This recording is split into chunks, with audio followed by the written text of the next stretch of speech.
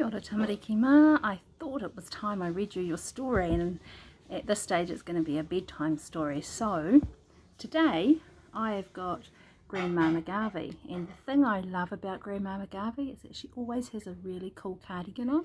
So today I've put my cardigan on because I'm feeling a little bit like Grandma McGarvey today. And this story is written by Jenny Hessell. She's the author, and illustrated by Trevor Pye. He is the person who drew the pictures. So, author and illustrator, Grandma McGarvey.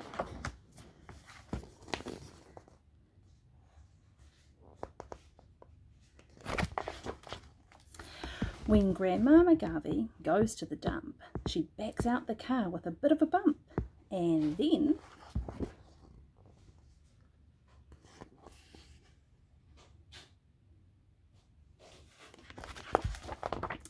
she fills up her bag with the usual things like paper and peelings and rusty old springs.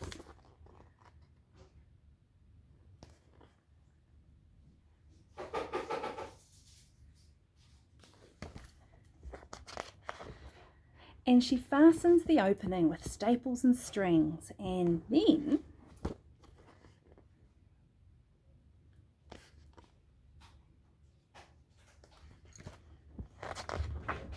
she loads up the car with additional clutter, like stale sardine sandwiches oozing with butter.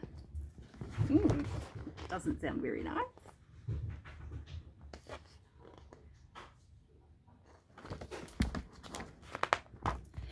Grandfather's teeth and his very first putter, and second-hand chewing gum found in the gutter. And then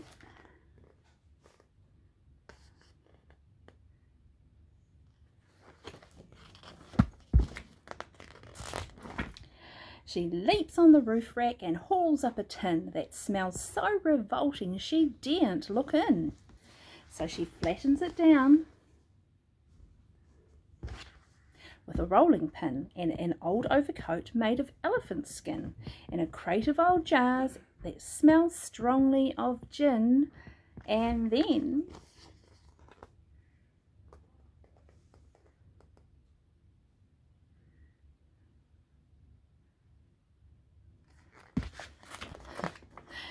she runs to the trailer and lets down the side, and she heaves on a mattress that's rather too wide.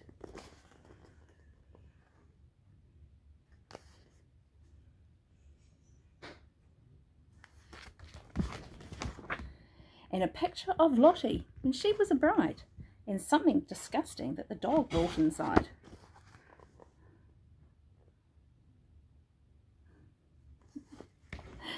The tropical fish that were Grandfather's pride, and the suit he was wearing the day that he died.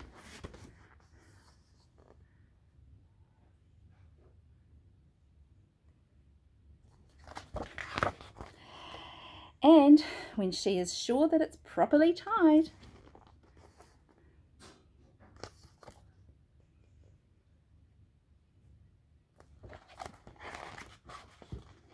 she's off. When Grandma McGarvey goes to the dump, she pulls from the curb with a bang and a bump, and then she starts down the street at a terrible pace, with a gleam in her eye and a grin on her face, as she ropes on the roof rack begin to unlace, and then, oh no.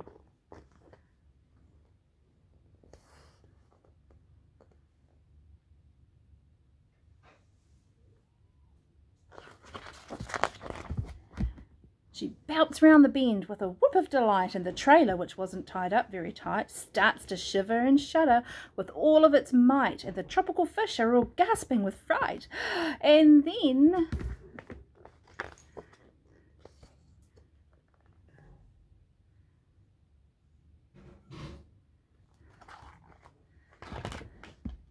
she cuts through the crossing as neat as a pin, with the doors flying open and wind rushing in, and the paper and peelings fly off in a spin, while the jars rattle around with a terrible din.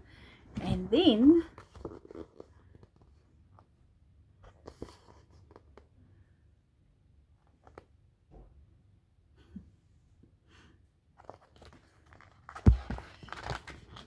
She heads up the hill with a hiss and a roar, and the load is now swaying as never before.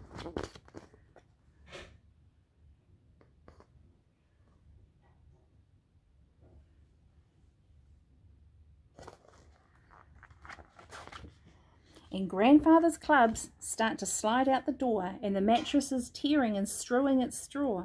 And just when you think she will lose it for sure, or crash it, or smash it,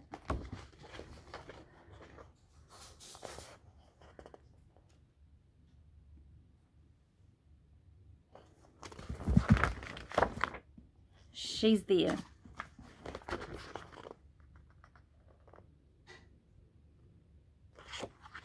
And that was Grandma McGarvey.